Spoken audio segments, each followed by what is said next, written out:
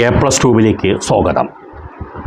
നിരവധി ആളുകൾക്ക് സംശയമുള്ള ഒരു കാര്യമാണ് വാടകയ്ക്ക് വീട് നൽകുമ്പോൾ വരുമാനം ലഭിക്കാറുണ്ട്. ഈ വരുമാനത്തിന് GST നൽകേണ്ടതുണ്ടോ എന്നുള്ളതാണ് പ്രധാന ചോദ്യം.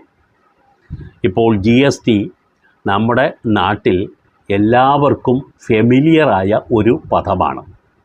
നമ്മൾ ഏത് കടയിൽ പോയാലും നമ്മൾ GST കൂടി കൊടുത്തിട്ടാണ് സാധനം വാങ്ങുന്നത്. ബില്ലിൽ GST എന്ന് അടിച്ചിരിക്കുന്നതും നിങ്ങളുടെ ശ്രദ്ധയിൽ വന്നിട്ടുണ്ടാകും. പക്ഷേ വാടകയുടെ കാര്യത്തിൽ രണ്ട് കാര്യം ശ്രദ്ധിക്കണം.